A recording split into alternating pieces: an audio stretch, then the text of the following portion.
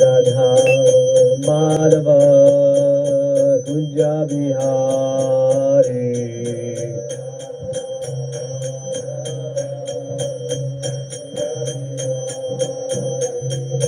Hare Krishna, Hare Krishna, Krishna Krishna, Hare Hare, Hare Ram, Hare Rama, Rama Rama, Hare Hare, Hare Ram, Hare Krishna, Krishna Krishna, Hare Hare. Hare Rama,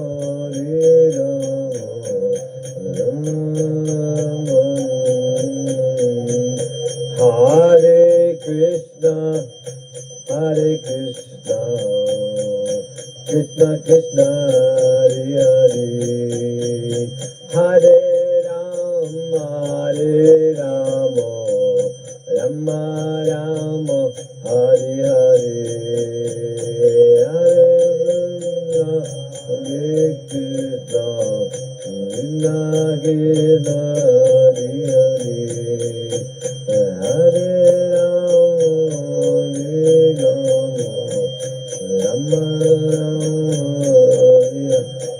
Hare Krishna, Hare Krishna, Krishna Krishna, Hare Hare, Hare Ram, Hare Ram, Rama Rama, Hare Hare, Hare Krishna,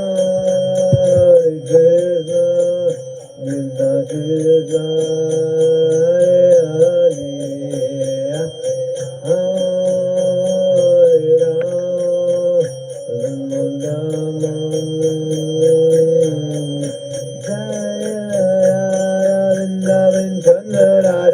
Vrindavan Chandra Radhe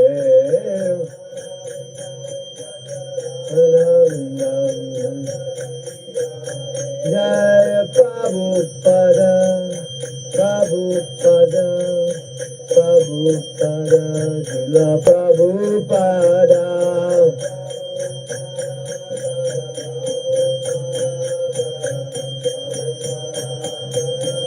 Nitya Gaura Hari Bol Hari Bol Hari Bol Hari Bol.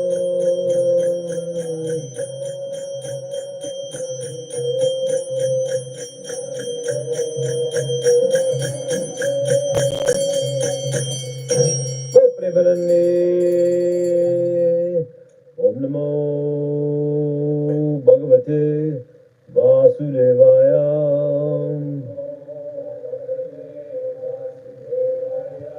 Om Namo Bhagavate Vasudevaya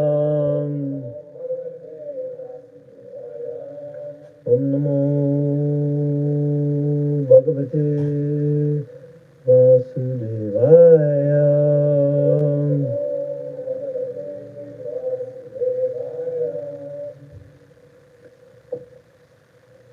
Today we're reading from the Srimad Bhagavatam, Canto 3, Chapter 24, the renunciation of Kardama Muni.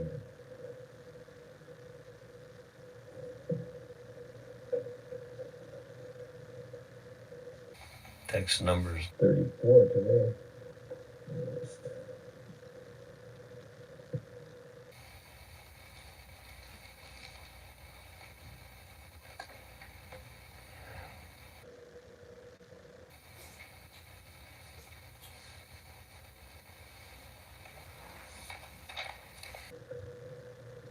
We all have cell phones now.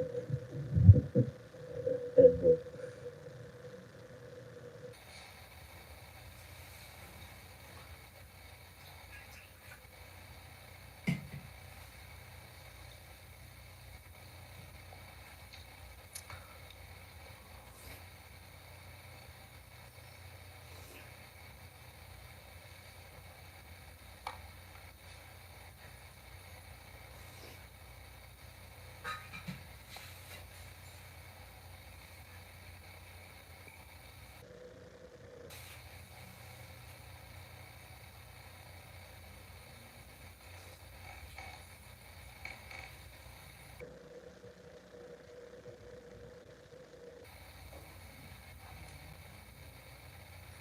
It's not happening.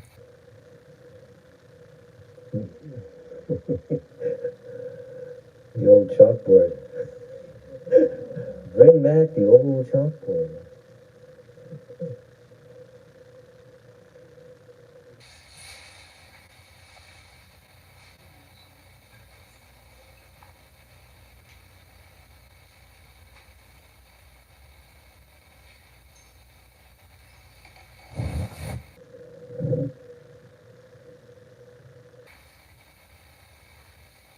While you get this technology. I'll be right back.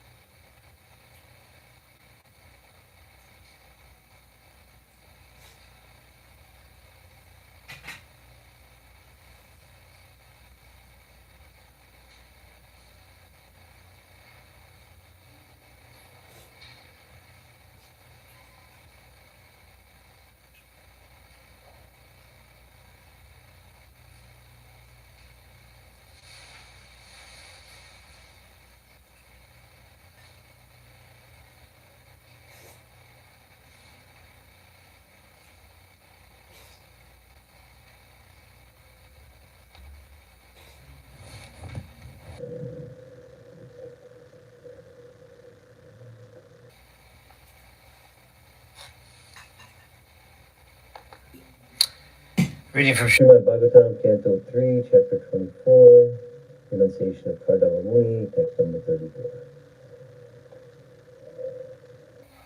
Asambrit Che Gya Patim Prajanam Tva Yavatirnana Uttapta Sama Parivrajat Paravim Astito Ham Chadishe Tvam Hridi Yunjan Yashoda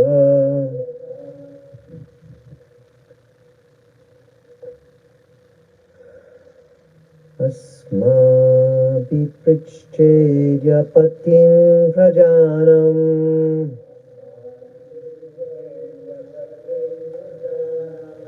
Ayavatirnana Uttaptakama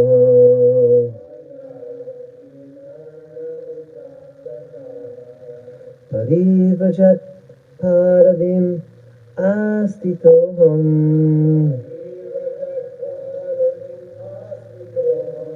Charishitam Hiri Chunyam Vishokaha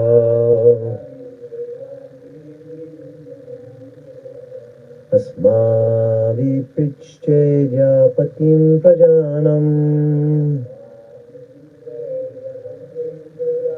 Tayava Tirnana Uttaptakamaha Parivrajat Paravimastitoham Charishitam Hirijunyam Vishokaham.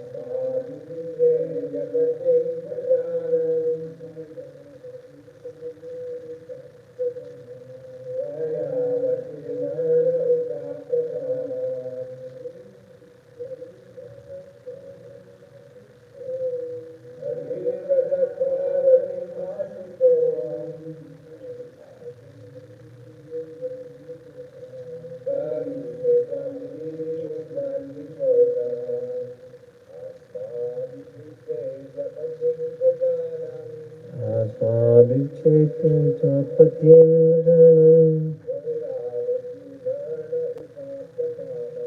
ayavatirna tapatamaho Parivajatparavimasito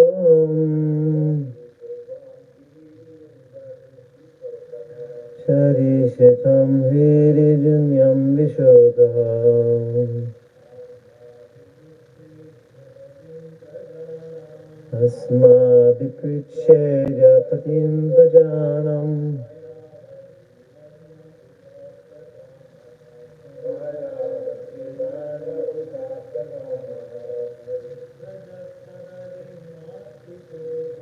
Parivajatparavimasitoham Sharishatam Virijunyam Vishodham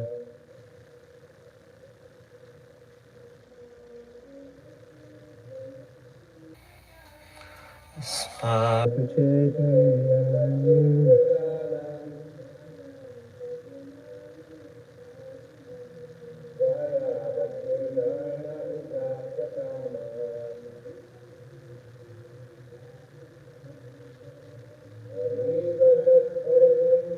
Sitoham Tarishitam Virijunyam Vishodham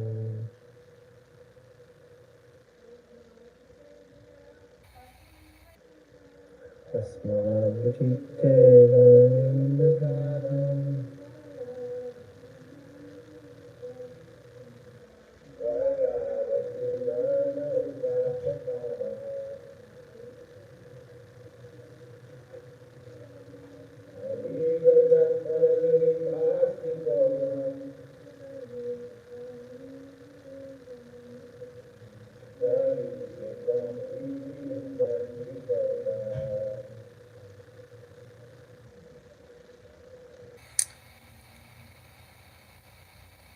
Word for word.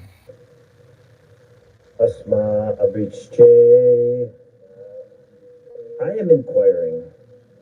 Adyal now. Patim the Lord. Prajanam of all created beings. Vaya Bayu. Avatirna Rana. Free from debts. Uta and Aptam fulfilled. Kama desires. Parirajat of an itinerant mendicant. Paradim the path. Astita accepting. Aham I. Trishe I shall wander. Tvam you. 3D in my heart. Yunjan keeping. Vishokaha free from lamentation. Translation. Kardama Muni speaking to Lord Kapila Dev. Today I have something to ask from you, who are the Lord of all living entities.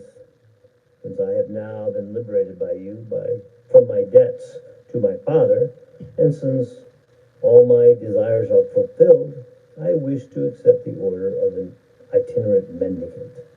Renouncing this family life, I wish to wander about, free from lamentation, thinking always of you in my heart. Translation again, I'll say, you please repeat. Today, I have something to ask from you, who are the Lord of all living entities. Since I have now been liberated by you from my debts to my Father, and since all my desires are fulfilled, I wish to accept the order of an itinerant mendicant. Renouncing this family life, I wish to wander about, free from lamentation, thinking always of you in my heart.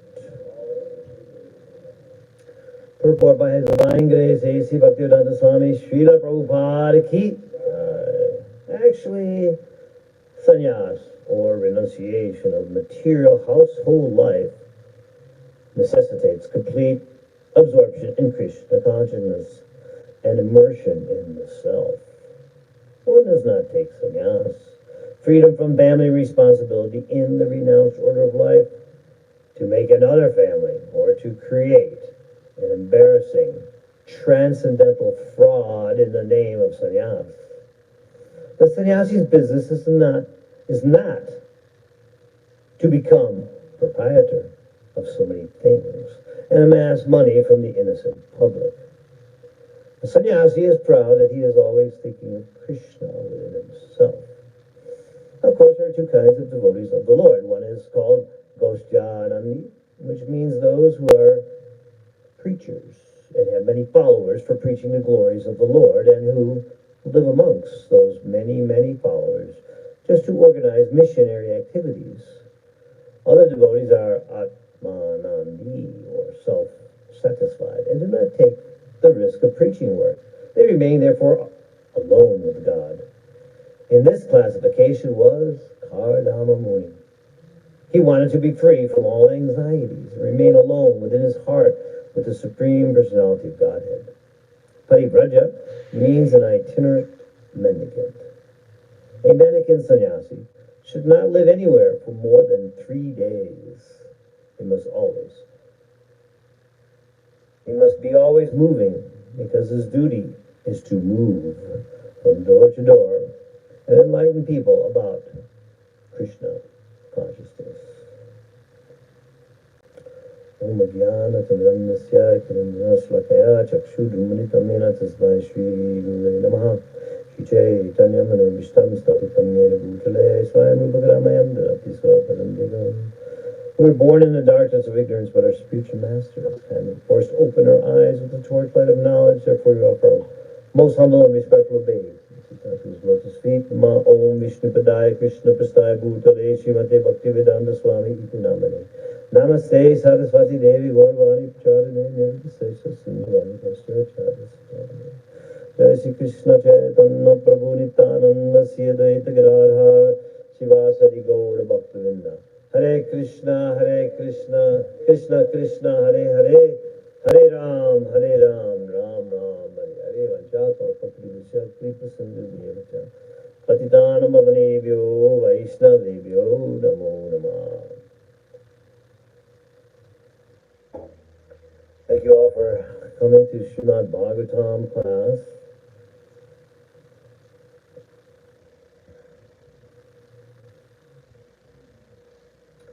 This is a section within this chapter where we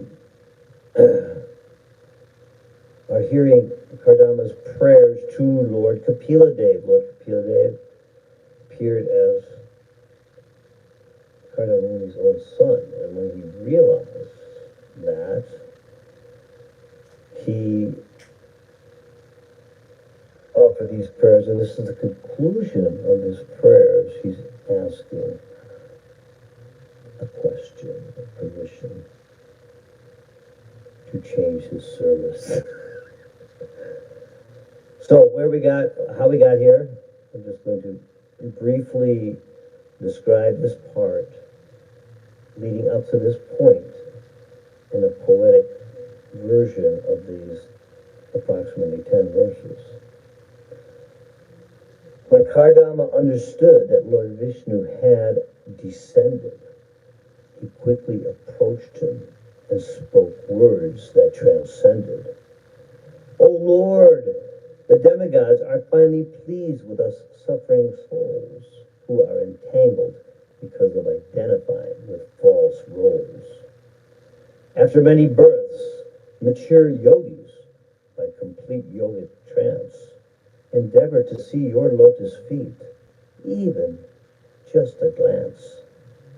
But you, my Lord, have appeared in our humble abode, overlooking our laxness, so your blessings can be bestowed. You have descended in our home just to fulfill your word to give transcendental knowledge that's worth being heard. Your unlimited forms are not of this material plane. They are the only goal your pure devotees try to attain. In their rigorous search for the highest truth so sweet, your transcendental form gives safest victory, not defeat. You are full in six opulences, thus I surrender unto your lotus feet. Devahuti desired a ray of Vishnu, and you appeared as her son. Your transcendental name is Kapila, the Supreme Person. I surrender unto you, the Lord of matter and time eternal. You maintain everything, and yet dissolve the external.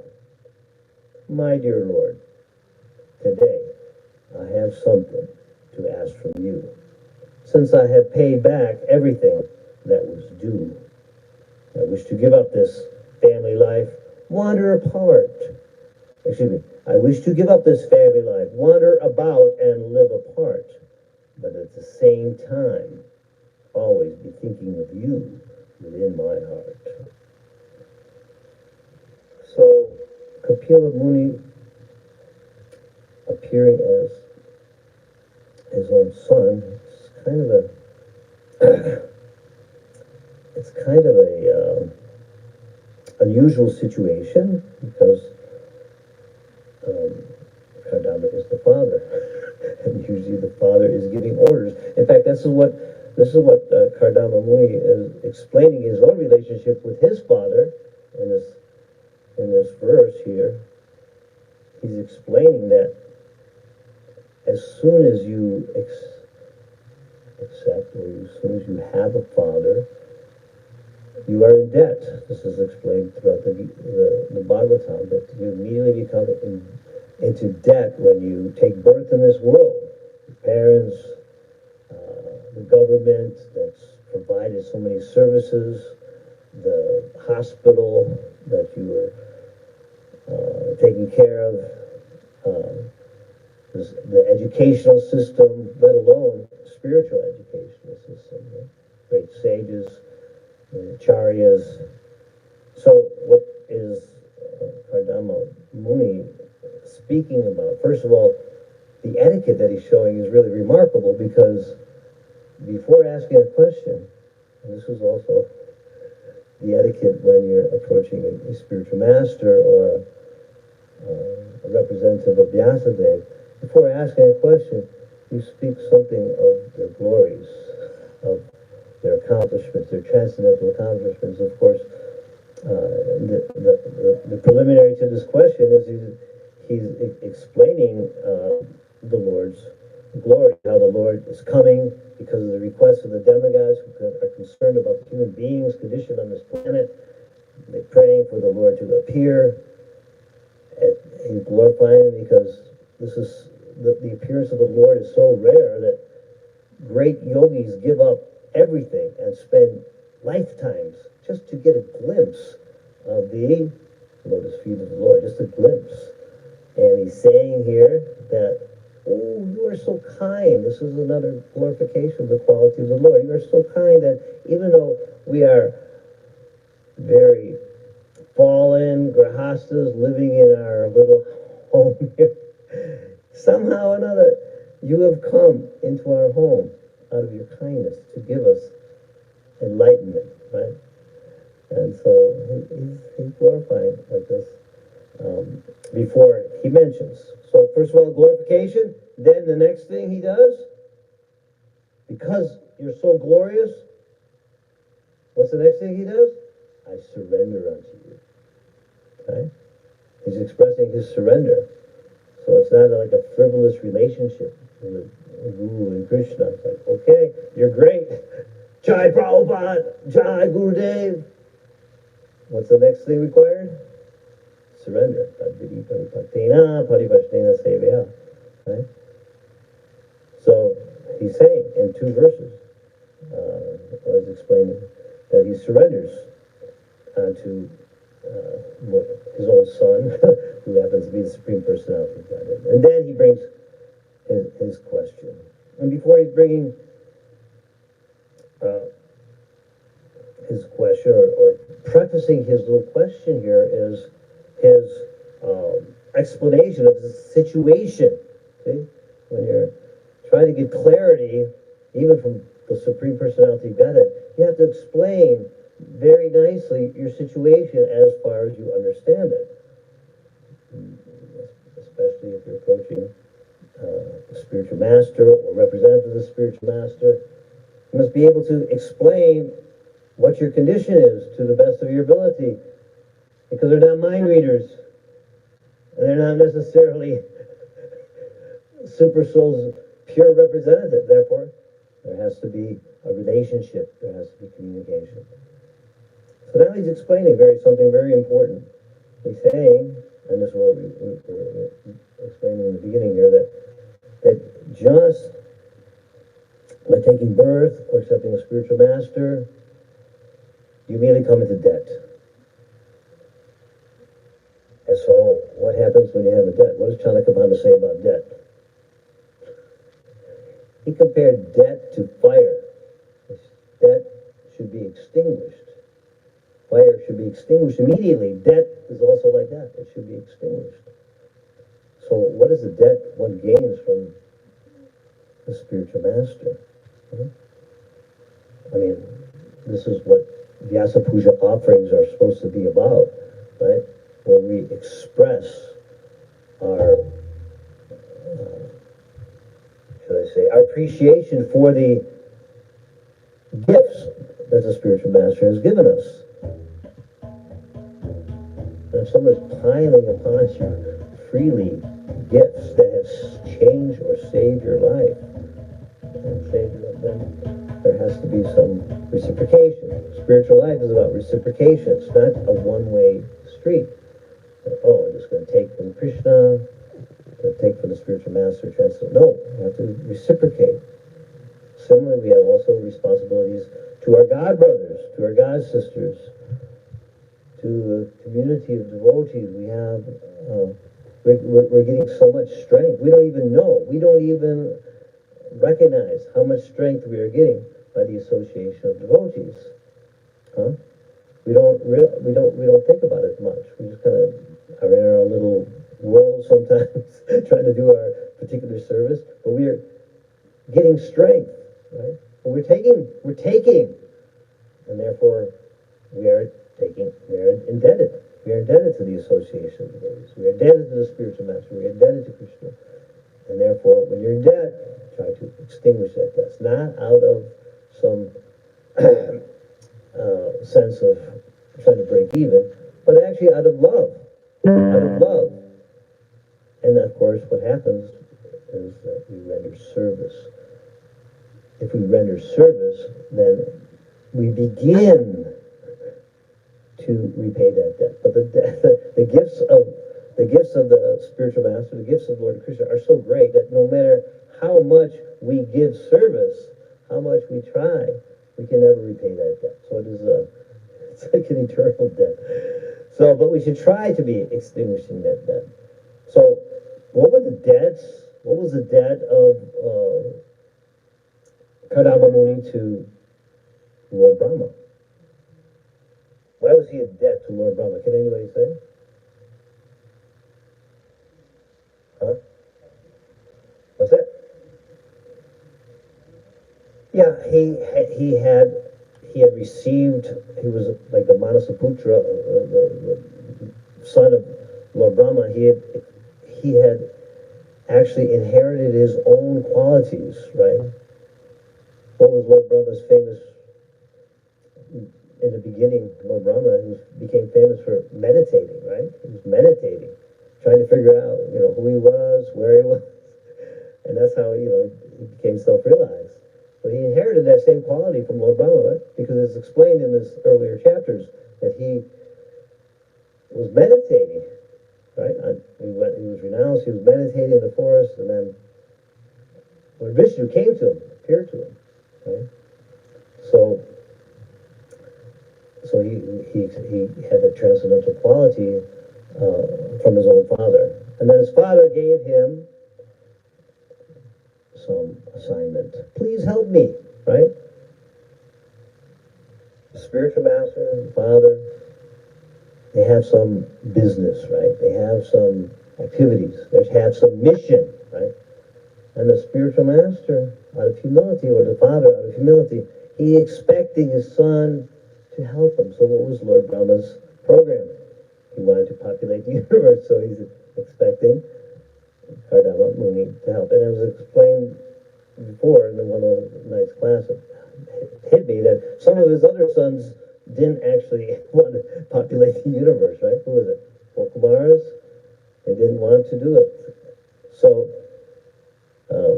but Kardama Muni, he accepted that, right? And so he was in debt because he had an order from the spiritual master to help his father to populate the universe. So then, he had this debt, and he began to repay it, right? Because when the Supreme, even though he was self-realized and he had audience with the Supreme Personality of Godhead, what did he ask for? He asked for a wife, so I can fulfill this debt to my spiritual father. And then the next thing that is explained in here, so he had that, so he wanted to have a wife so he could have progeny and they can fulfill the mission of propagating the universe. So that's interesting here. It says also by doing this, by even kind of giving up his natural renounced tendency to accept family life to please his spiritual master, his father, or Brahma, the very next thing it says, all my desires were fulfilled. All my desires were fulfilled. And this is what we're coming to in this particular section here, because his real desire was to be completely in union with God, to perform yoga, but he also had other desires, right? He wanted to please his father, and then in the course of pleasing his father, he was able to fulfill any material desires that he had within his family life, which is the Varnashram system, right? The Varnashram system is not a sudden renunciation of this world. The Varnashram system is a gradual renunciation of the world. Even, the four ashramas are meant for gradually renouncing the affection, the knot of affection in the heart for the material world, especially family life. But it's interesting that even after, during the process of going through the Varnashram system, it's not just 4 stages. Actually, there's 4 stages of sannyas. The first stage is called Kuti-chak. Kuti. So kuti, you heard of bhajan kutir, right? So kuti means like a house or a cottage.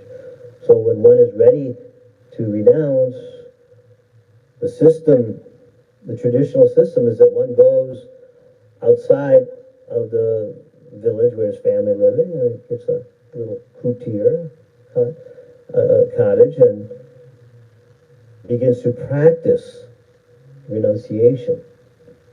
And his family at that point is even allowed to bring him food every day, right?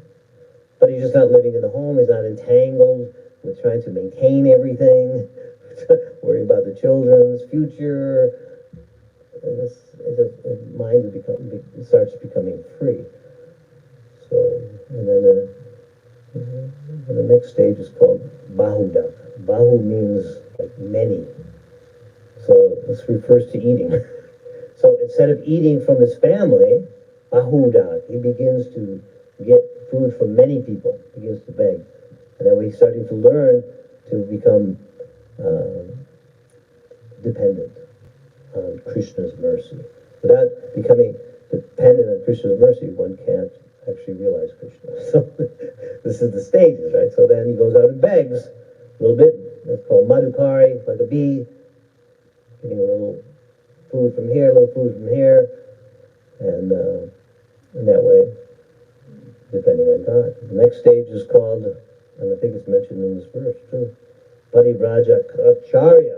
So Parivrajak, as it's mentioned in this verse, is traveler, one who travels, no longer has a home or cottage for themselves. They travel. And the stage is called Acharya. And he's traveling not just to sightsee, to see the world. A lot of people want to travel and see the world.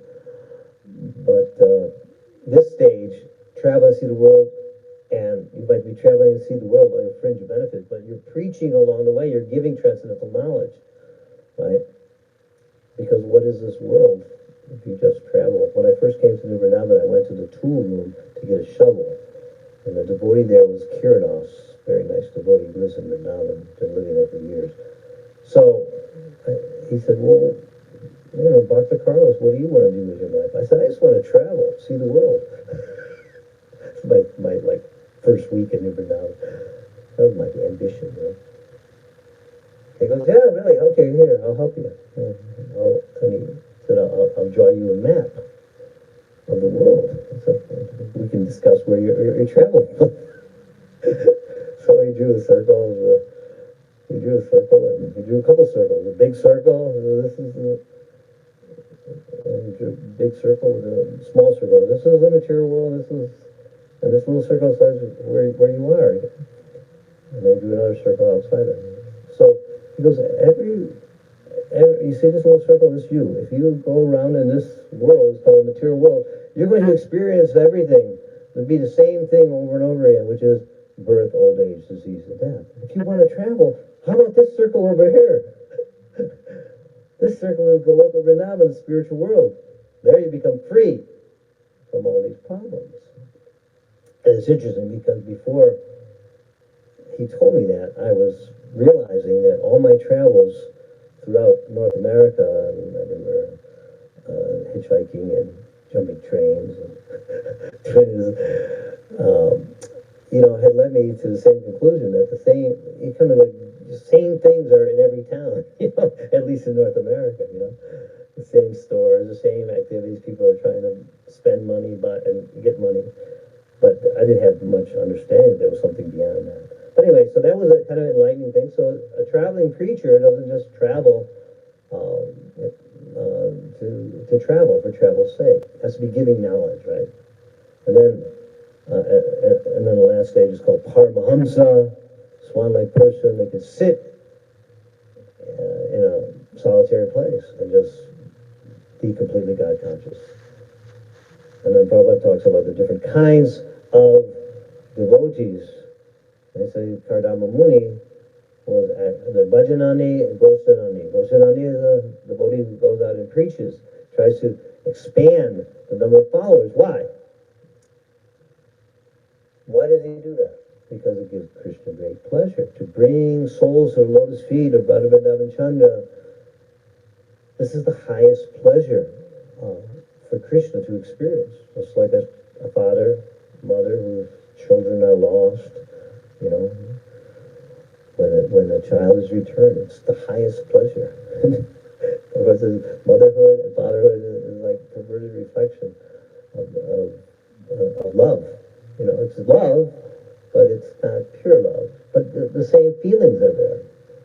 Right? And we have stories in the Bible, prodigal son, and even in the Brihad Bhagavatamrita about Gopakumara coming back, and Krishna just, he sees him out of billions of cowherd boys, he sees him and embraces him.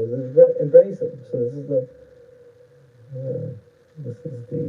loving lesson. So,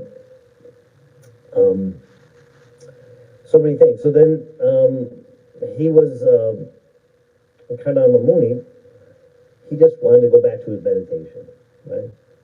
Please, my Lord, renouncing this family life I wish to wander about, free from that meditation, and be, what do you say, Atmanani, Prabhupada's using the term here, Atmananandi, self-satisfied, doesn't take the risk. But Prabhupada, we have in our line, some bhajan on news, right? Bhaktisiddhanta Saraswati spiritual master, bhajan on news, And it's explained that if one is pure, that even if they're sitting in one place, they're chanting goes and purifies the whole world, the vibration. It purifies the whole world. So even without leaving anywhere, the effect of such a person is incredible. So Prabhupada's giving some pretty heavy lessons here about the renounced order of life, a very serious thing. First of all, Prabhupada explains in the Bhagavad Gita in one purport, very quick summary of what, let's see, he gave like a definition of sannyasi, which is kind of like a generic,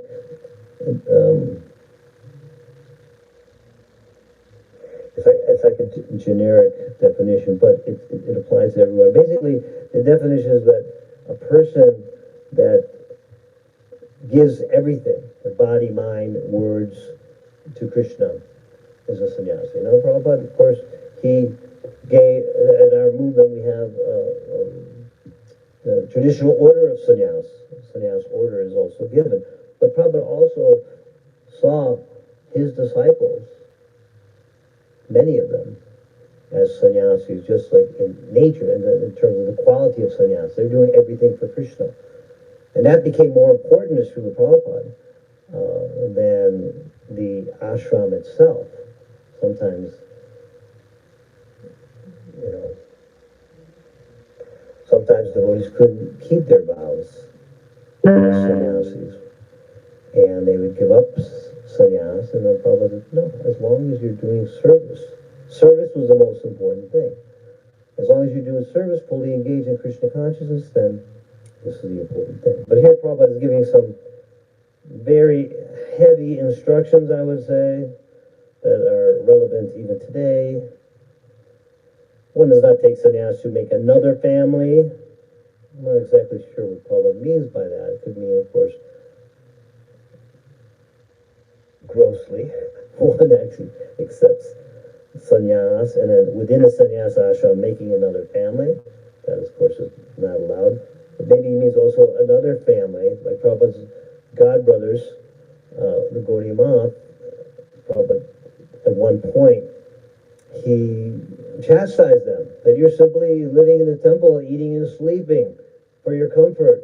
You're not going out preaching. You're simply ringing the bells of one of the famous Vyas Puja offerings Prabhupada gave. So this is not real service. This is ringing the bells. Our spiritual master has asked us to go out and preach. So that might be, in other words, family life means comfort.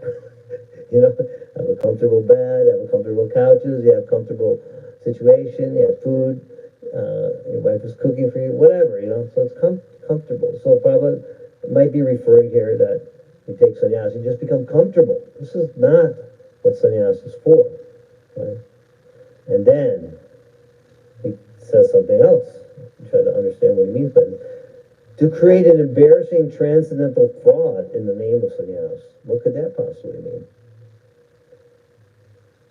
An embarrassing transcendental fraud. Of course, Prabhupada talked about the Babajis of Vrindavan, or on the one hand, some Babajis of Vrindavan, sometimes they appear to be very renounced. They wear a loincloth, and they are always seen with a bead bag, but at night, they're going and seeing women illicitly. They have illicit connection. So, that could be what he's referring to. Or sometimes sannyasis, they might be renounced, but they have women secretaries. I remember when I first traveled, before I came to New Vrindavan, my first time, I traveled to see Baba Ramdas. And I went to Vermont, hitchhiked to Vermont with my brother. We went to Vermont, and we knocked on the door, and his beautiful secretary answered the door. And we said, well, we just travel, could we have a place to stay? He said, well, we have to ask for. So then, I noticed the whole time when we were having darshan with Baba Ramdas that, he had this beautiful young secretary with him. And I wasn't even a devotee, but I was thinking, well, this is a little strange, living in this big mansion with a lady secretary, young lady secretary. And so there could be, this is part of the transcendental thought, the name of renunciation. You take advantage of the, what is it? The profit, adoration, distinction, the adoration of followers. But it could be what Prabhupada's talking about too. Then he goes on, the sannyasi's business is not to become proprietor of so many things and amass money from the innocent public. In the Srimad Bhagavatam is stated, in the age of Kali, sannyasis will have lots of money. And sometimes even in our movement, unfortunately, it's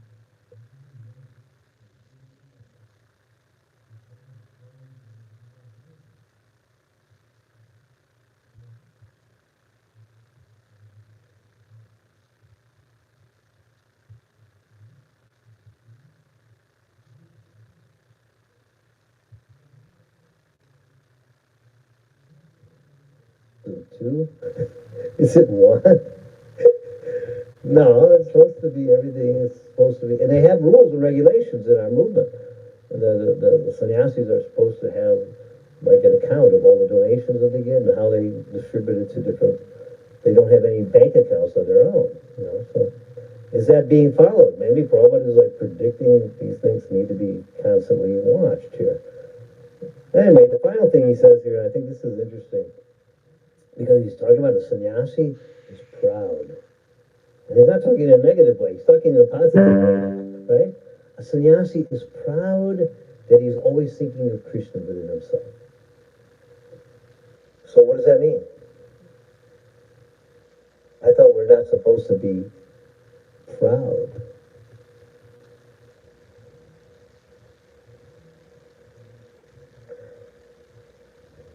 Prabhupada said that the devotee is proud that he has Krishna as his master, right? He's proud. My master is so great. He's so wonderful. He's so lovable. He's so kind. He's so amazing. He's so strong. He's beautiful. He performs so many pastimes. He cares about everybody. So, we can be proud of our master. Right? So he's saying a sannyasi is proud, he's always thinking of Krishna in his heart. It's a different kind of pride. It's called transcendental pride. False pride is, I think that I'm so great, that I am great, that I am wonderful, that I am the attractive feature of the world. So, a very interesting purport that Prabhupada has given us. And, I think I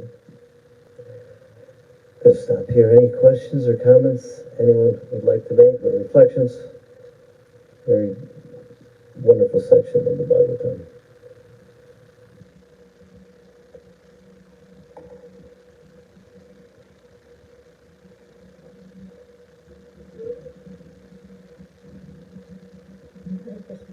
Hare Krishna. In the Hare Krishna the other day, I was reading, I can't remember now, I don't know which verse it was, but it was talking about the Varnashram system, and it said that we have to be, that the Varnashram system, it didn't just say it was a distraction, it said it was a deviation to be overly too concerned or overly concerned with the Varnashram system, a deviation from bhakti.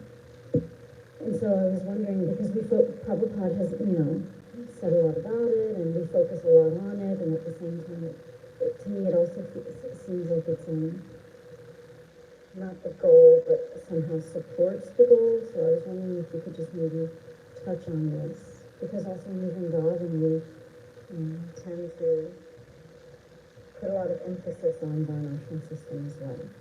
So I just, Well, the Varnashram system, my understanding is, Varnashram system, probably sometimes it blows our minds when you listen to Prabhupada, some of Prabhupada's talking, and he's saying, we need to establish Varnashram system throughout the world, So the Varnashram system is meant for the gradual elevation of human society in general. And one who's taken to Krishna consciousness and is aspiring for pure Vaishnavism, then they, in one sense, if you're actually a Vaishnava on the topmost category, you have transcended your designation. These are still, monashal system is still material designations, but to try to direct one's energy into the service of God in a gradual way. When one gets the mercy of the pure devotee, gets the knowledge, Krishna consciousness, then one can at least internally always understand that there's a situation with dasa, dasa, dasa, anudasa, as servant of the lovers of Krishna, the gopis. You know, you can actually meditate. We use that. So the Varnashram system is a tool. Similarly, the transcendental knowledge is a tool to help always stay on the right consciousness, even in if our external situation is entangled with Varnashram or with, Grahastha life, or Vanaprastha life. Even sannyas life is a designation, right? Chaitanya, he rejected all these designations. If a sannyasi thinks I'm a sannyasi, what is that? It's not self-realization, right? So, but sannyas has been established, especially in our line, by Srila Bhaktisiddhanta Saraswati Thakur, because the Babaji system was being abused pretty much. That mostly Vaishnavas weren't considered in a Vaishnava before Bhaktisiddhanta Saraswati Thakur was just okay. But as long as a Vaishnava, they actually became a Babaji. They wear white and they actually a true Babaji, always thinking of Krishna, always chanting Hare Krishna, always serving Krishna's deity or whatever. So these are examples of Gorkha Das Babaji and Rasikananda Babaji in our line. So many.